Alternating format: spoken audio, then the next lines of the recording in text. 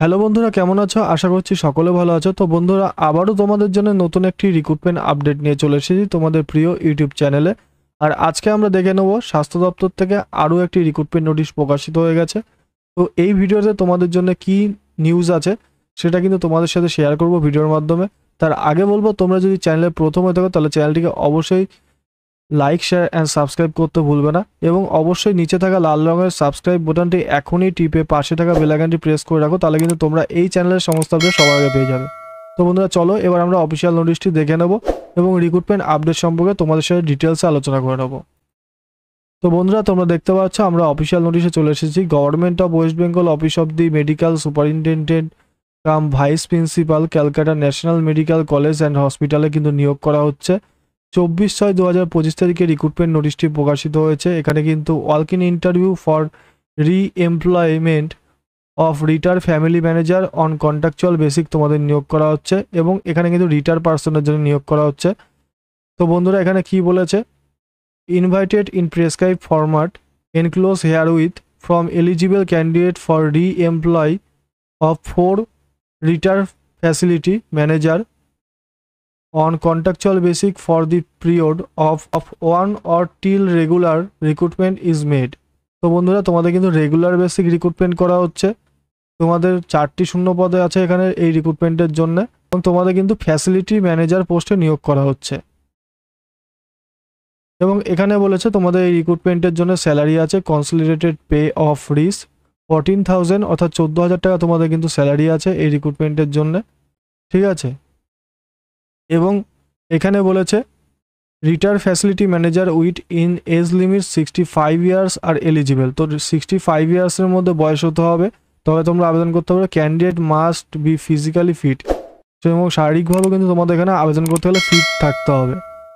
এবং এর সম্পর্কে তোমরা এর আগেই জানতে পারলে, candidate must B having a good record of performance during service period, অর্থাৎ তোমাদের সার্ভিস পিরিয়ডে কিন্তু গুড পারফরমেন্স এখানে থাকতে হবে বলেছে। The less will be the age, the more will be chance of selection for the re-employment। তো বন্ধুরা, তোমাদের কিন্তু এখানে একটা রি-এমপ্লয়মেন্টের চান্স আছে। তোমাদের এখানে বলেছে যে দি ফলোয়িং রিকোয়ার্ড ডকুমেন্টস, এই রিক্রুটমেন্টের ক্ষেত্রে বলেছে ডকুমেন্টস সাপোর্টিং এজ প্রুফ তোমাদের লাগবে, এবং পিপিও কপি লাগবে, যেটা তোমাদের পেনশনের অর্থাৎ রিটায়ারমেন্টের পর দেয় পিপিও কপি, সেটা লাগবে। ডকুমেন্টস সাপোর্টিং রিটায়ারমেন্টের ডকুমেন্টস লাগবে, মেডিকেল ফিটনেস সার্টিফিকেট লাগবে, proof of address, passport, Aadhaar, voter, ration card, এগুলো কিন্তু লাগবে।